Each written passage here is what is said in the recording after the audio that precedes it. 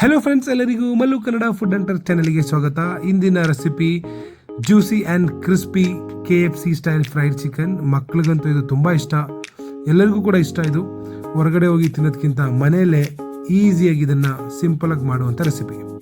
ಫಸ್ಟಿಗೆ ಮೊಸರನ್ನು ಚೆನ್ನಾಗಿ ಬೀಟ್ ಮಾಡಿ ಒಂದು ಅರ್ಧ ಲೀಟ್ರ್ ಮೊಸರು ತೊಗೊಂಡಿದ್ದೀನಿ. ಅಚ್ಕಾರದ ಪುಡಿ 1-2 ಟೀ ಸ್ಪೂನ್, ಆಮೇಲೆ ರುಚಿಗೆ ತಕ್ಕಷ್ಟು ಉಪ್ಪು, ನಿಂಬೆಹಣ್ಣು, ಒಂದು ನಿಂಬೆಹಣ್ಣು ತೊಗೊಂಡಿದ್ದೀನಿ. ಸೊ ಆ ನಿಂಬೆಹಣ್ಣ ಸ್ಕ್ವ್ಯಾಶ್ ಮಾಡಿ ಕಂಪ್ಲೀಟಾಗಿ ಹಿಂಡ್ಕೊಳ್ಳೋದಕ್ಕೆ ಹಾಕ್ಕೊಳ್ಳಿ. ಸೊ ಇದು ಬಂದು ಕೋಟಿಂಗ್ ಮಸಾಲೆ, ಇದು ಮ್ಯಾರಿನೇಷನ್ ಮಸಾಲೆ.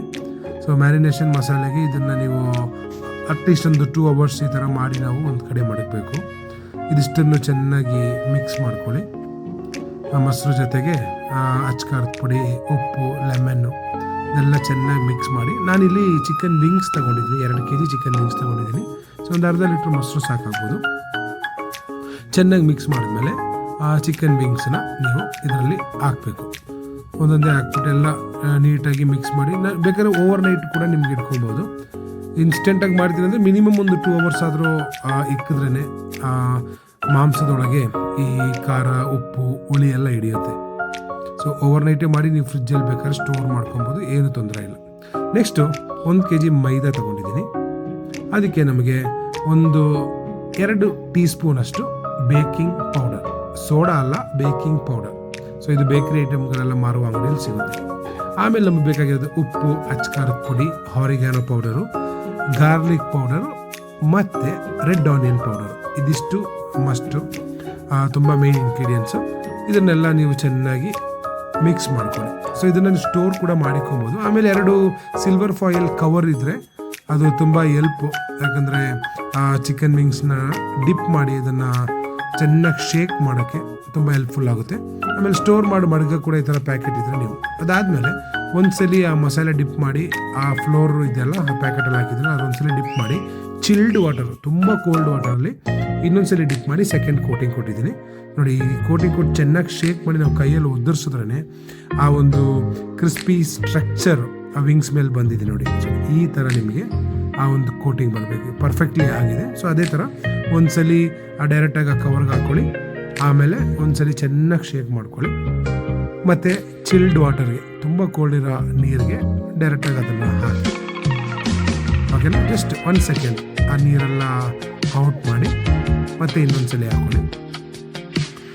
ಇನ್ನೊಂದ್ಸಲಿ ಹಾಕೊಂಡು ಚೆನ್ನಾಗಿ ಕ್ರಷ್ ಮಾಡಿ ಅದನ್ನು ಕೈಯಲ್ಲಿ ಒಂದ್ಸಲಿ ಚೆನ್ನಾಗಿ ಆ ಸೀಟೆಲ್ಲ ಚೆನ್ನಾಗಿ ಪ್ರೆಸ್ ಮಾಡಿ, ಆಮೇಲೆ ಕವರಲ್ಲಿ ಚೆನ್ನಾಗಿ ಶೇಕ್ ಮಾಡಿ ಹೊರಗಡೆ ತೆಗೀರಿ. ಸೊ ನಿಮಗೆ ಎಕ್ಸಾಕ್ಟ್ಲಿ ಕ್ರಿಸ್ಪಿಯಾಗಿ ನಿಮ್ಗೆ ಕಾಣಿಸುತ್ತೆ. ಇವಾಗ KFC ಎಲ್ಲ ತೊಗೊಂಡಿದ್ರೆ ಚಿಕನ್ ಮೇಲೆ ಹೊರಗಡೆ ಒಂದು ಲೇಯರ್ ಬರುತ್ತಲ್ಲ, ಸೊ ಅದ್ರ ಸೀಕ್ರೆಟ್ ಇದೆ. ಅದನ್ನು ಚೆನ್ನಾಗಿ ಶೇಕ್ ಮಾಡ್ಕೊಬೋದು. ಸೊ ನಾನು ಇವಾಗ 2 kg ಎಷ್ಟು ಇರೋದನ್ನೆಲ್ಲ ಒಂದೊಂದೇ ಈ ರೀತಿ ನಾನು ಮಾಡಿ ಸಪ್ರೇಟಾಗಿ ಮಡಗ್ತಾ ಇದ್ದೀನಿ. ಸೊ ಈ ಒಂದು ಪ್ರೊಸೀಜರ್ನ ನೀವು ಈ ಥರ ಸಪ್ರೇಟಾಗಿ ಎತ್ತಿ ಮಡಗಿದ್ದೀವಲ್ಲ, ಅದನ್ನು ನೀವು ಮಾಡಿ ಡೀಪ್ ಫ್ರೀಸ್ ಮಾಡಿ ಸ್ಟೋರ್ ಕೂಡ ಮಾಡ್ಬೋದು. ಏನೂ ಹಾಳಾಗಲ್ಲ.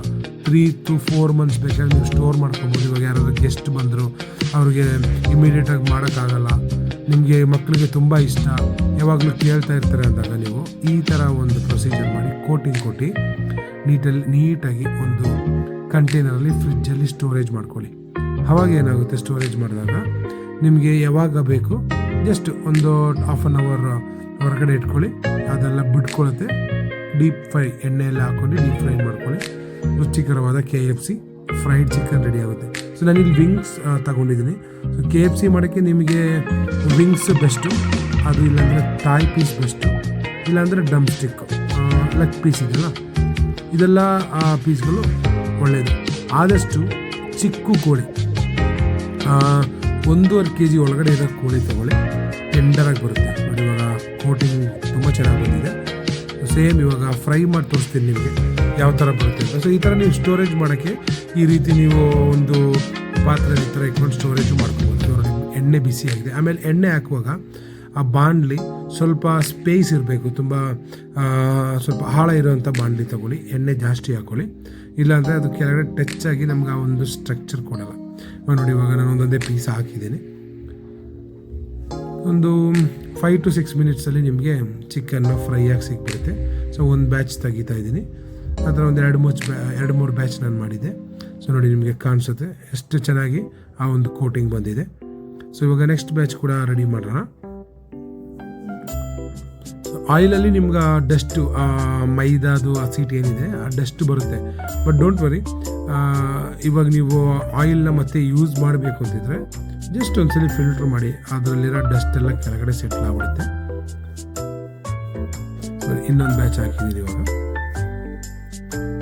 ನೋಡಿದ್ರ, ಆದಷ್ಟು ಕ್ರಿಸ್ಪಿನೆಸ್ ಆಗಿ ನಿಮಗೆ KFC ಅಲ್ಲಿ ಹೋದರೆ ಹೆಂಗೆ ಸಿಗುತ್ತೋ ಅದೇ ರೀತಿ ತುಂಬ ಚೆನ್ನಾಗಿರುತ್ತೆ. ದಯವಿಟ್ಟು ಟ್ರೈ ಮಾಡಿ. ಇವಾಗ ರೆಡಿ ಆಗಿದೆ KFC ಚಿಕನ್ನು. ಮಕ್ಕಳಿಗೆಲ್ಲ ಮಾಡಿಕೊಡಿ. ವಿಡಿಯೋ ಇಷ್ಟ ಆದರೆ ಲೈಕ್ ಕೊಡಿ, ಕಮೆಂಟ್ ಕೊಡಿ, ಚಾನಲ್ನ ಸಬ್ಸ್ಕ್ರೈಬ್ ಮಾಡಿ, ಸಪೋರ್ಟ್ ಮಾಡಿ. Thank you so much.